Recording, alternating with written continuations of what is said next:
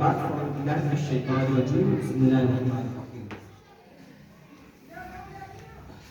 کا جو دن ہے وہ کون سا دن ہے؟ کتنی تاریخ ہے آج؟ 22 تاریخ ہے رجب کی، اس کی چاند کی 22 تاریخ ہے۔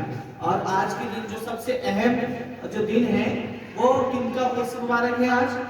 حضرت اسلام کے پہلے خلیفہ یعنی حضور اکرم صلی اللہ علیہ وسلم کے پہلے خلیفہ حضرت ابو بکر صدیق رضی اللہ تعالیٰ عنہ کا آج عرس مبارک ہے۔ آج کے دن حضرت ابو بکر صدیق رضی اللہ تعالیٰ کا وصال ہوا اور پوری دنیا میں حضرت یوم صدیق رضی اللہ تعالیٰ آج منایا جاتا ہے اور ان کے نام پہ ایصال ثواب، ان کے نام پہ جو ہے خراج عقیدت، منقبت اور جو ہے محفلیں سجائی جاتی ہیں ذکر کی۔ اور ذکر کی محفل، صالحین کی ذکر کی محفل جو ہے، یہ صالحین کا ذکر کرنا کس کی سنت ہے؟ اللہ تعالیٰ کی سنت ہے۔ کس کی سنت ہے؟ اللہ تعالیٰ کی سنت ہے کہ اللہ تعالیٰ صالحین بندوں کا ذکر کرتا ہے۔ آپ نے قرآن کریم پڑھا ہوگا، قرآن کریم کے اندر سورہ بقرہ موجود ہے، سورہ بقرہ ہے اور 114 سورتیں ہیں اور 114 سورتوں میں سورہ بقرہ ہے، سورہ یوسف ہے، سورہ آل عمران ہے نا، بہت ساری سورتیں ہیں نا۔ تو وہ سب سورتوں کے اندر کیا ہے؟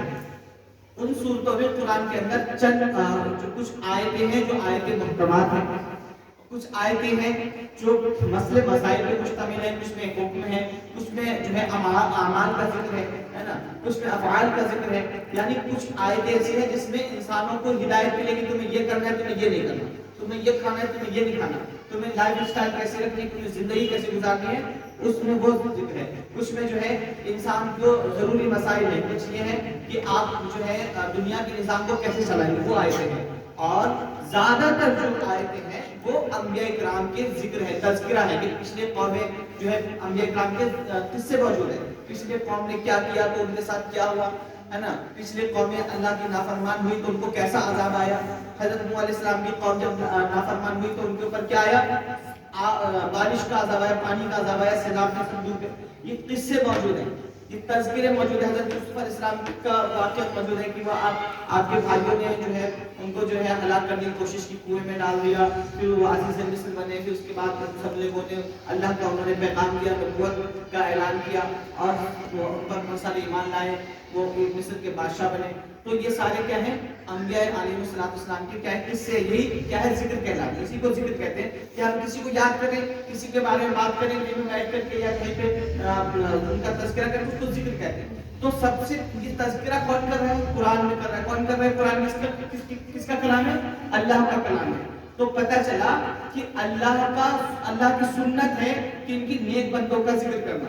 اللہ نے نیک بندوں کا بھی ذکر کیا قرآن میں، اور فرعون، ہارون، قارون ان کا بھی ذکر کیا ہے، جو لعین، شیطان، مردود لوگ تھے جنہوں نے بغاوت کی اللہ کے دین کی، ان کا بھی ذکر کیا ہے، تاکہ لوگوں کے اندر یہ ایک جو ہے پتہ چل جائے کہ جو جیسا کرتا ہے اس کے ساتھ اللہ تعالیٰ کیسا معاملہ کرتا ہے۔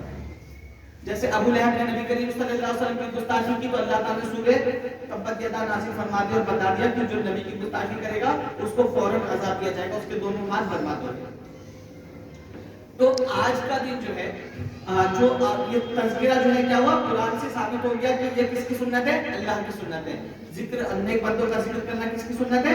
ذکر جمیل کرنا اللہ کی سنت ہے، ٹھیک ہے، نیک بندوں کا۔ تو پتہ چلا کہ ہم جو ذکر کرتے ہیں نیک بندوں کا یہ اللہ کی سنت ہے، اور اس ذکر میں کیا ہے؟ برکت ہے۔ اب آپ دیکھیے قرآن کریم کے سورہ بقرہ کے اندر حضرت موسیٰ علیہ السلام کا ذکر ہے کہ حضرت موسیٰ علیہ السلام کا، حضرت ہارون علیہ السلام کا، پھر وہ جو ہے جو وہاں اس زمانے میں جو کافر ہوئے انہوں نے جو ہے بچڑے کو خدا بنا لیا، اس کی پوجا کرنے لگے، سارا ذکر ہے۔ اب سورہ بقرہ پڑھنے سے، یعنی سورہ بقرہ پڑھنے سے روایتوں میں آتا ہے کہ ایک دن سورہ بقرہ جس مقام میں پڑھ جاتے ہیں وہاں سے 40 دن کے لیے شیطان جو ہے بھاگ جاتا ہے، 40 دن تک کے لیے شیطان، شریر، جن وغیرہ سے، آسیب سے گھر محفوظ ہو جاتا ہے۔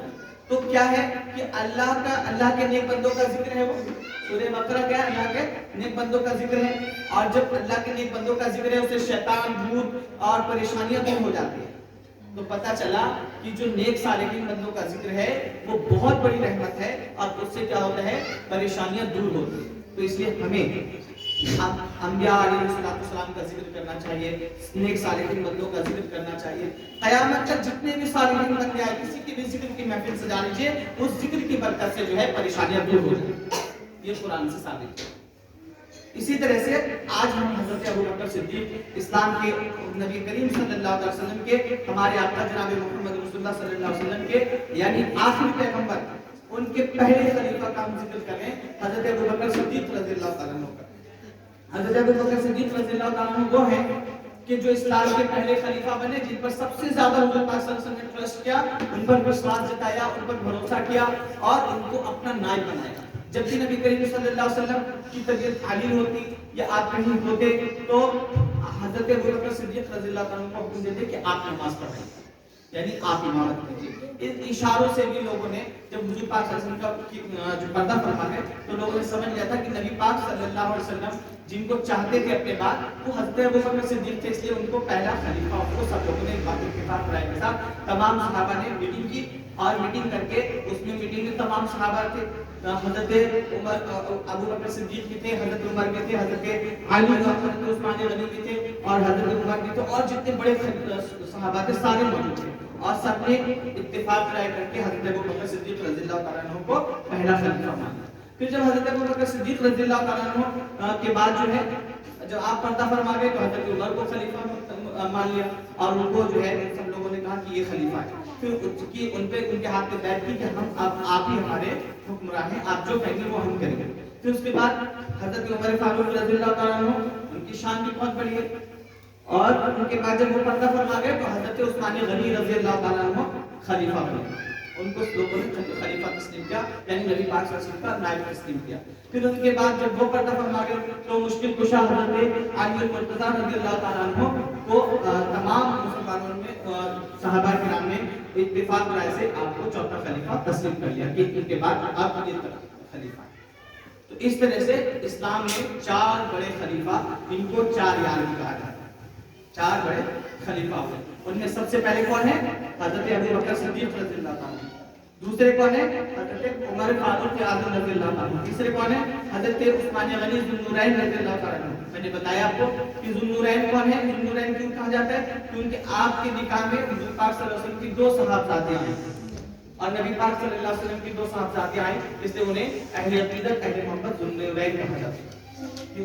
دو دولہا حضور پاک صلی اللہ علیہ وسلم کی دو بیٹیاں ان کے نکاح میں تھیں۔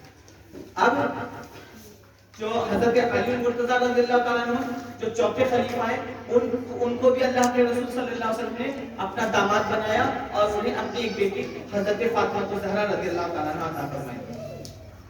تو سمجھ گیا کہ حضرت ابوبکر صدیق رضی اللہ تعالیٰ عنہ کا مرتبہ جو ہے اس بات سے ہی سب کو سمجھ لینا چاہیے کہ اللہ کے رسول صلی اللہ علیہ وسلم نے خود ان کو جو ہے ہر مقام پر اپنے بعد اپنا نائب جو ہے پیش کیا لوگوں کے سامنے۔ نبی کریم صلی اللہ علیہ وسلم نے زبان سے کبھی بھی نہیں کہا کہ میرے بعد یہ خلیفہ ہوں گے، یہ دوسرے خلیفہ ہوں گے۔ یہ ساری کی ساری چیزیں جو ہے اور جو مسلمان تھے وہاں کے ان کے اوپر چھوڑ دیا اور دوسرے جو صحابہ کرام تھے ان کے اوپر چھوڑ دیا اور صحابہ کرام اتنے سمجھدار تھے، انڈرسٹوڈ پرسن تھے بہت زیادہ اور اللہ کے رسول صلی اللہ علیہ وسلم کی اداؤں کو سمجھتے تھے، اشاروں کو سمجھتے تھے، سب سے زیادہ وہ سمجھتے تھے، اس لیے انہوں نے اس بات کو سمجھ کر کے جو ہے آپ جو ہے ان کو اول خلیفہ تسلیم کیا۔ آج بہت سارے لوگ جو ہیں اپنی جہالت کی بنیاد پر جو نبی کریم صلی اللہ علیہ وسلم کے خلیفہ جو لوگ خود موجود تھے جن کو وہ لوگ کہتے ہیں کہ حضرت علی بن ابی طالب جو ہے افضل ہیں اور سب سے پہلے خلیفہ ہیں اور طرح طرح کی باتیں کرتے ہیں، ان کے مرتبے کو گھٹاتے ہیں اور کہتے ہیں کہ وہ حضرت ابوبکر صدیق رضی اللہ عنہ کی شان میں جو گستاخیاں کرتے ہیں، اپنی گمراہی کرتے ہیں۔ تو ان کو اس بات سے باز آنا چاہیے کہ خود حضرت علی رضی اللہ عنہ بھی اس میٹنگ میں شامل تھے جن میں حضرت ابوبکر صدیق رضی اللہ عنہ کو پہلا خلیفہ مقرر کیا گیا تھا یا منتخب کیا گیا تھا۔ آپ دیکھیے کہ اور حضرت ابوبکر صدیق رضی اللہ عنہ کا وصال کا دن ہے۔ اب جب ان کا وصال ہوا حضرت ابوبکر صدیق رضی اللہ عنہ کا تو آپ کو پتہ ہے ان کا مزار شریف کہاں ہے؟ نہیں پتا۔ میں بتاتا ہوں آپ کو کہ حضرت ابوبکر صدیق رضی اللہ عنہ کا جو مزار مقدس ہے وہ حضور اکرم صلی اللہ علیہ وسلم کی مزار کے جسٹ بغل میں ہے۔ مدینہ شریف منقد خضرا دکھتا ہے آپ کو ہرا ہرا، اس کے نیچے ہمارے آقا صلی اللہ علیہ وسلم کی مزار شریف ہے۔ دنیا کے آخری پیغمبر اور آخری رسول جناب محمد رسول اللہ صلی اللہ علیہ وسلم کی مزار مبارک جو ہے مدینہ شریف میں مسجد نبوی کے اندر موجود ہے اور ان کے پہلو میں حضرت ابوبکر صدیق رضی اللہ عنہ کا مزار شریف ہے، پھر ان کے دوسرے پہلو میں حضرت عمر فاروق اعظم رضی اللہ عنہ کا مزار شریف ہے۔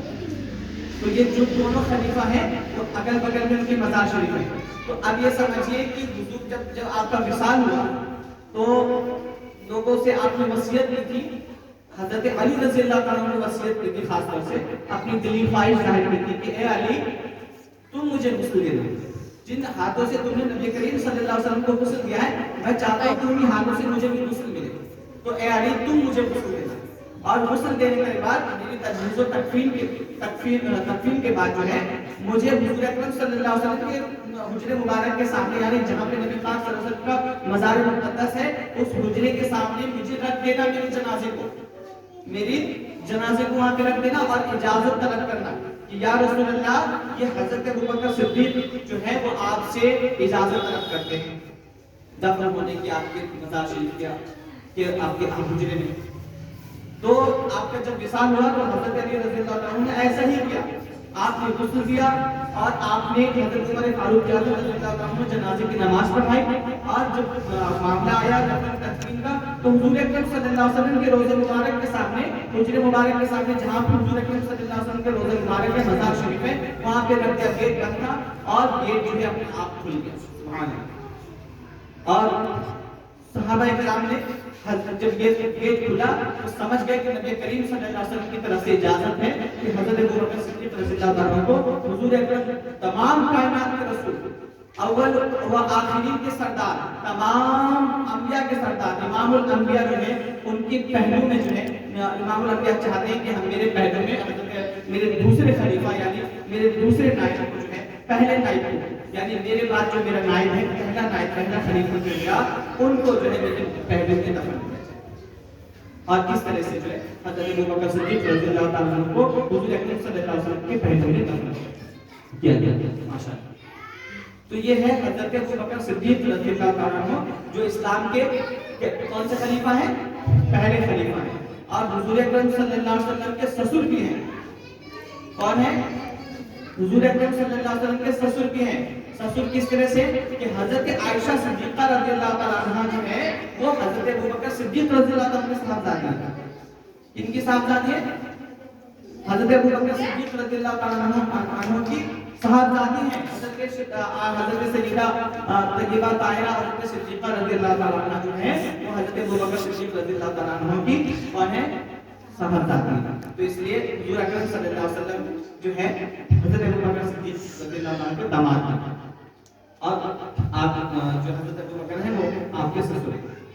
تو کئی مرتبے ہیں جو لوگ صرف جو رشتہ داری کی بنیاد پہ جو ہے حضرت علی رضی اللہ تعالیٰ عنہ کو جو ہے فضیلت دینے کی کوشش کرتے تو انہیں دیکھنا چاہیے کہ رشتہ داری کو حضرت ابوبکر صدیق رضی اللہ تعالیٰ عنہ کے سب سے پہلے. اور جس بھی سفر میں جاتے تھے حضور اکرم صلی اللہ علیہ وسلم نبی تھے تمام کائنات کے، لیکن اس کے باوجود بزنس بھی کرتے تھے. کیا کرتے تھے؟ بزنس کرتے تھے. تجارت کے لیے سفر کرنے کے لیے جاتے تھے، اپنا مال کچھ لے کر کے اور جاتے تھے کہ اور اس کو جو ہے فروخت کر کے اپنا گھر چلاتے تھے، کسی سے سوال نہیں کرتے. آج کیا ہوتا ہے کہ ذرا سا ہاتھ ٹوٹ گیا یا کچھ ہو گیا تو آدمی جو ہے اپنے آپ کو بھکاری بن جاتا ہے اور گھر گھر بھٹکتا رہتا ہے کہ ہمیں دے دو، ہم بھکاری ہیں، ہمارے ساتھ یہ پریشانی ہے. لیکن ان کو پڑھنا چاہیے، نبی کریم صلی اللہ علیہ وسلم کی سیرت کو دیکھنا چاہیے کہ تمام کائنات کے سردار رحمت للعالمین جن کے بارے میں اللہ نے فرمایا وما ارسلناک الا رحمت للعالمین، کہ اے محبوب ہم نے آپ کو تمام کائنات کے لیے تمام عالم کے لیے رحمت بنا کر. وہ رسول اپنے گھر چلانے کے لیے کیا کرتے ہیں؟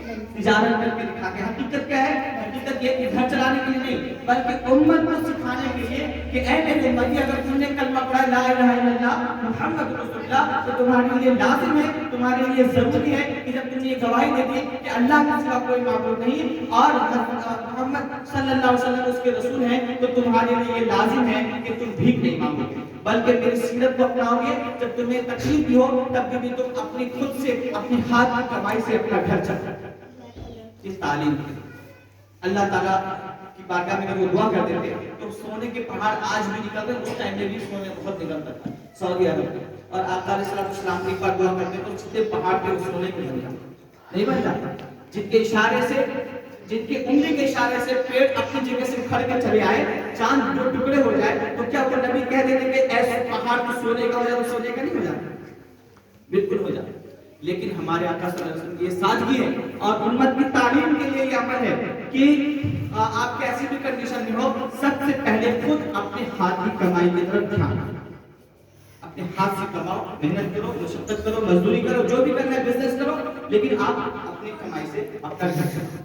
تو یہ تعلیم کے لیے۔ بہرحال آج ہم حضرت ابوبکر صدیق رضی اللہ تعالیٰ عنہ کو اول خلیفہ مانتے ہیں، اسلام کے پہلے خلیفہ کی بارگاہ میں خراج عقیدت پیش کرتے ہیں اور یہ دعا کرتے ہیں آج کے دن کہ اللہ ان کی یوم وصال کے صدقے میں، ان کے عرس مبارک کے صدقے میں، ان کے مقدس دن کے صدقے میں جو ہے اللہ تعالیٰ ہم سب کی مغفرت فرمائے، ہم سب کے والدین کی مغفرت فرمائے، حضرت ابوبکر صدیق رضی اللہ عنہ کا صدقہ عطا فرمائے، ان کا فیض ہم سب پہ جاری فرمائے اور دونوں جہان کی بھلائیاں ان کے صدقے پر پھیلنے عطا فرمائے۔ وآخر دعوانا الحمدللہ۔